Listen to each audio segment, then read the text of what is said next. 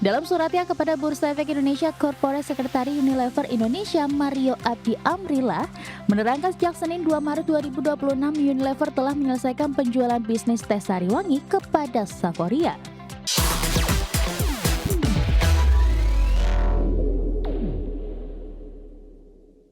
Pemirsa, terima kasih Anda masih bersama kami di Market Buzz. PT Unilever Indonesia Tbk telah resmi melepas lini bisnis teh bermerek Sariwangi kepada entitas grup Jarum PT Saforia Kreasi Rasa. Ya, manajemen menegaskan penjualan lini bisnis tersebut memungkinkan perseroan untuk merealisasikan nilai investasi dan selanjutnya fokus pada bisnis inti perseroan yang tersisa. PT Unilever Indonesia Tbk telah resmi melepas lini bisnis teh bermerek Sariwangi kepada entitas grup Jarum PT Saforia Kreasi Rasa. Dalam suratnya kepada Bursa Efek Indonesia, Corporate Secretary Unilever Indonesia Mario Abdi Amrila menerangkan sejak Senin 2 Maret 2026 Unilever telah menyelesaikan penjualan bisnis teh Sariwangi kepada Saforia. Manajemen menegaskan bahwa transaksi tersebut tidak memberikan dampak material baik terhadap kegiatan operasional, hukum maupun kelangsungan usaha Unilever Indonesia. Justru penjualan lini bisnis tersebut memungkinkan Unilever untuk merealisasikan nilai investasinya dalam bisnis teh di Indonesia dan mengembalikan nilai tersebut kepada para pemegang saham dalam jangka pendek serta berfokus pada bisnis inti perseroan yang tersisa guna meningkatkan nilai bagi para pemegang saham dalam jangka panjang. Sebelumnya pada awal tahun 2026 Unilever Indonesia mengumumkan bahwa pihaknya tengah dalam tahap melepas bisnis teh dengan merek Sariwangi. Divestasi bisnis itu dilakukan melalui penandatanganan perjanjian pengalihan bisnis pada Selasa 6 Januari 2026. Penandatanganan itu dilakukan Unilever bersama PT Saforia Kreasi Rasa. Kedua belah pihak menyepakati harga senilai 1,5 triliun rupiah untuk mengalihkan bisnis teh Unilever tersebut. Berbagai sumber, IDX Channel. Terima kasih Anda masih bergabung sama kami. Pemirsa, indeks harga saham gabungan atau IHSG ditutup melemah dalam ke level 7.900-an di perdagangan di hari Selasa. IHSG terbebani pembalikan arah melemah saham komoditas emas usai naik tinggi di perdagangan Senin awal pekan. Indeks harga saham gabungan atau IHSG ditutup melemah cukup dalam 0,96% di level 7.939,767 di perdagangan Selasa. Secara intraday IHSG bergerak fluktuatif. IHSG sempat menguat signifikan ke level 8.098,392 dengan penguatan hingga 1% usai pembukaan sesi pertama, dan tekanan berlanjut dan semakin dalam terjadi di sesi 2. Pelemahan IHSG disokong oleh mayoritas indeks sektoral. Indeks sektor barang baku yang anjlok 3,85%. IDX sektor transportasi dan logistik turun dalam 2,1%. IDX sektor barang konsumen non-primer melemah 1,05%.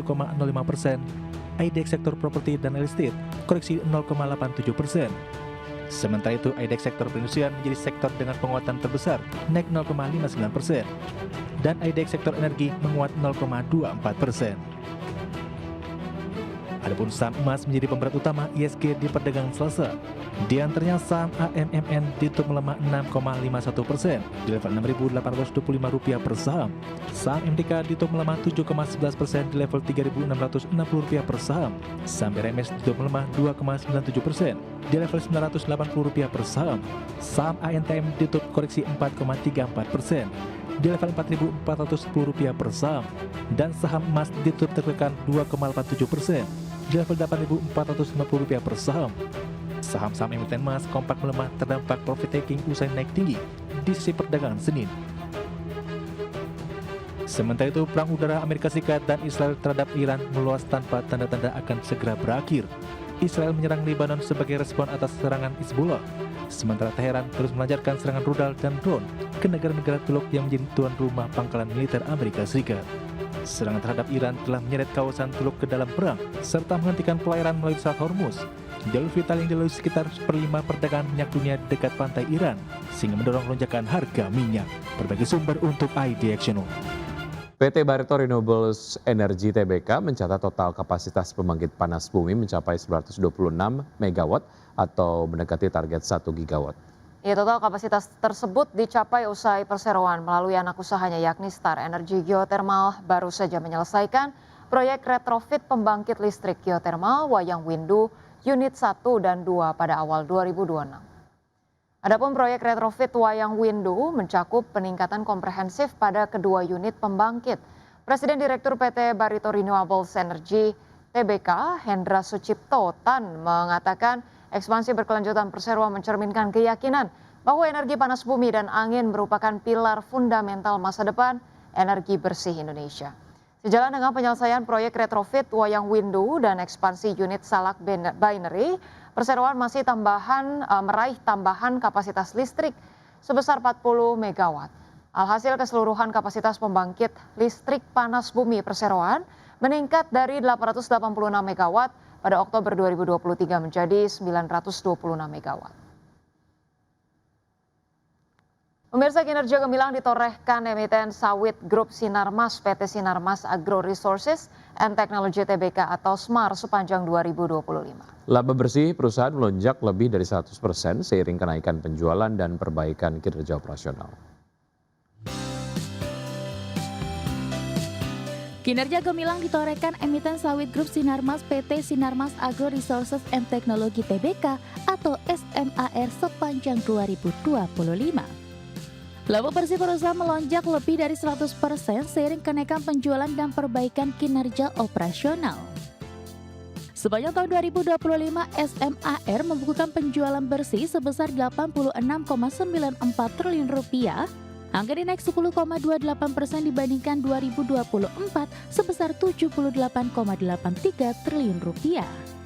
Penjualan ditopang pasar domestik sebesar Rp46,04 triliun serta ekspor Rp40,9 triliun. Di sisi profitabilitas, beban pokok penjualan meningkat menjadi Rp76,73 triliun dari sebelumnya Rp70,82 triliun. Meski begitu, laba kotor tetap tumbuh 27,42% secara tahunan menjadi Rp10,21 triliun dibandingkan Rp8,01 triliun pada 2024. Laba bersih yang dapat diatribusikan kepada pemilik entitas induk melonjak 102,23% menjadi Rp2,58 triliun dari Rp1,27 triliun. Per 31 Desember 2025 total aset SMAR tercatat Rp45,2 triliun dengan liabilitas turun menjadi Rp22,76 triliun dan ekuitas naik menjadi Rp22,43 triliun. Posisi kas dan setara kas juga meningkat menjadi Rp2,02 triliun di akhir 2025.